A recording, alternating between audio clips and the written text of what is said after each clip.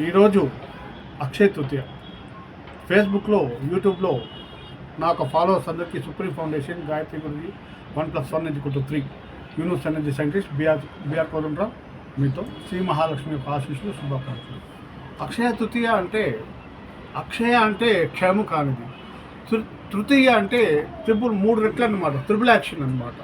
అక్షయ తృతీయ ఇది పురాణాలు, ఇతిహాసాలు తీసుకుంటే అక్షయ తృతీయ అంటే పరమేశ్వరుడు పార్వతీదేవికి ఇచ్చిన వ్రతకల్పం అన్నమాట.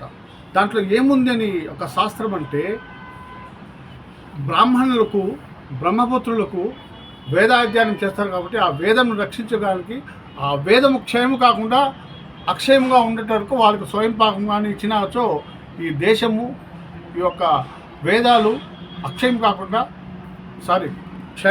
అక్షయముగా ఉంటుందని చెప్పి పరమేశ్వరుడు పార్వతికి ఇచ్చున్నాడు.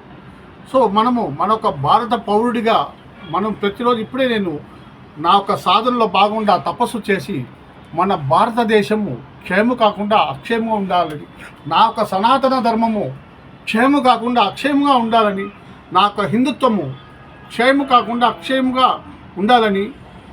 సనాతన ధర్మం అంటే ఏ మతానికి సంబంధించింది కాదని, అది ఒక భారతదేశానికి భగవంతుడిచ్చిన ఒక వరము.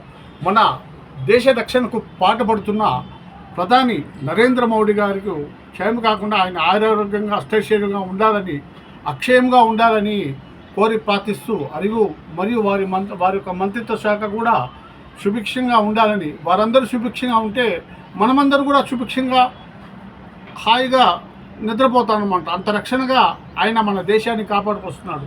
ఇందు మూలంగా చెప్పడం ఏంటంటే, మనం ఏం చేస్తాము, బంగారు కొనుక్కొని వస్తాము ఈరోజు. సో బంగారు కొనమని చెప్పి పురాణాలు, ఇతిహాసాలు ఎక్కడ లేదు. మన పూర్వీకుల్లో మేము చిన్నప్పుడు ఈ అక్షయ తృతీయ రోజు ఎప్పుడు బంగారాలు తీసిన దాఖలు లేవు. ఈ మధ్య ప్రకటనగా, వాణిజ్య ప్రకటనగా, వ్యాపార ప్రకటనగా అది అంతంతయ్యి అక్షయ తృతీయ రోజు బంగారు కొనాలని చెప్తున్నాను. అసలు అక్షయ తృతీయ రోజు బంగారు కొంటే దరిద్రం అని చెప్పి నేను చెప్పడం లేదు, సరస్వతి పుత్రులు ఎన్నోసార్లు చెప్పి ఉన్నారు. ఈరోజు ఏదైనా దానం ఇవ్వాలి. పెళ్లి కాని వారు, బీదవారికి తాళిబొట్టు దానంగా ఇవ్వండి, బంగారు దానం చేయాలి. అలాగే ఈ వైశాఖ మాసము తృతీయ నాడు ఎండలు అధికంగా ఉంటుంది, సూర్యభగవానుడు తాపం ఎక్కువ ఉంటుంది. అందుకని ఉదకుంభ దానం చేయాలి. నేను చిత్తూరులో ఉన్నప్పుడు పొన్నెంగుడిలో నా యొక్క శిష్యుల పరివార సిబ్బందంతో ఈ ఉదకుంభ దానము ఇచ్చి ఉన్నాను. తీసుకున్న వాళ్ళు, ఇచ్చిన వాళ్ళు సుభిక్షంగా, సస్యశ్యామలంగా, ఆయుర్వేదంగా, అష్టైశ్వర్యంగా ఈరోజు ఉన్నారు. అందువల్లే నేను చెప్తుంది ఏమంటే, ఈరోజు ఉదకుంభ దానం అంటే మట్టి పాత్రలో మంచి చల్లటి తాగునీళ్ళు దాంట్లో నింపి ఆ కుండను సువాసన భరితమైన పూలతో రంగరించి ఇచ్చినడల్లా మీరందరూ బాగుంటారని ఇది నిదర్శనం. నేను చేసిన నా శిష్య బృందంతో నేను చిత్తూరు పొన్నెమ్మగుడిలో ఇది చేసి ఉన్నాను. తీసుకున్న వాళ్ళు సంపూర్ణ ఆయుష్తో ఉన్నారు, ఆరోగ్యంగా ఉన్నారు. ఇచ్చిన వాళ్ళు కూడా మేమంతా కూడా బాగున్నాము. ఇది చేయండి. మరియు ఈరోజు ఏమి దానం ఇవ్వాలంటే, గొడుగు దానం ఇవ్వాలి, కాళ్ళకు చెప్పులు దానం ఇవ్వాలి, మజ్జిగ అయినంతలో మీరు ఉన్నంతలో మజ్జిగ ప్యాకెట్లు దానం ఇవ్వండి.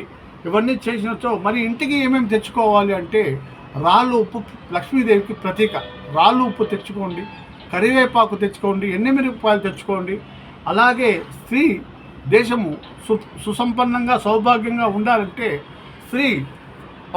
స్త్రీయే మూలం, ప్రకృతికి మూలం అన్నమాట. స్త్రీ సౌభాగ్యంగా ఉంటే మన దేశము సౌభాగ్యంగా ఉంటుంది.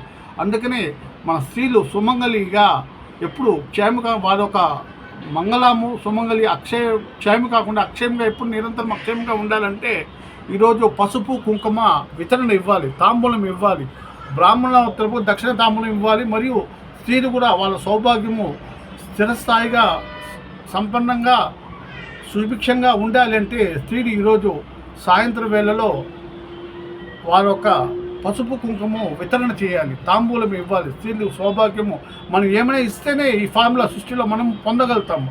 కాబట్టి ఈరోజు స్త్రీలు సౌభాగ్యం దానం ఇచ్చిన వాళ్ళకి ఆ తరగని సౌభాగ్యము, నిత్య సుమంగలిగా, దీర్ఘ సుమంగలిగా ఉంటారని ఇందుమూలంగా తెలియజేస్తూ, మరియు సువాసన భరితమైన ఒక వస్తువులు ఇంటికి తెచ్చుకోవాలి.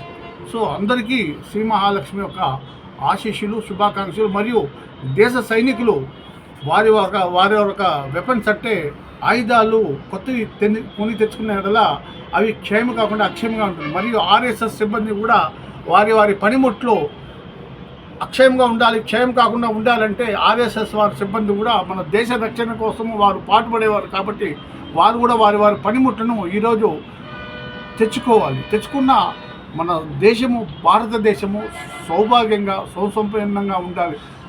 దీనికోసం ప్రతి ఒక్కరూ ఈ ఆధ్యాత్మిక సాధనలో భాగంగా ఈ యొక్క పోస్ట్ కూడా 10 మందికి చేరేలాగా పంపించండి. ఎందుకంటే భారతదేశం మనం బాగుంటే భారతదేశం క్షయం కాకుండా అక్షయంగా ఉండాలని ప్రతిరోజు ప్రతి పౌరుడు నిత్యము ఉండాలి. మనం ప్రశాంతంగా ఇంట్లో నిద్రపోతున్నామంటే ప్రధాని నరేంద్ర మోడీ అన్నీ త్యజించి ఆయన యొక్క సాధన మనం అది భగవంతుని కోరి ప్రార్థించాలి. ఆయన ఆయురాలుగా అష్టైశ్వర్యంగా క్షయం కాకుండా అక్షయంగా నిత్యం ఆరోగ్యంగా ఇంకా మన దేశాన్ని ప్రగతికి ముందుకు తీసుకోవాలని అందరినీ కోరి ప్రార్థిస్తూ శ్రీ మహాలక్ష్మి యొక్క ఆశీస్సులు శుభాకాంక్షలు. Thank you. నమస్తే.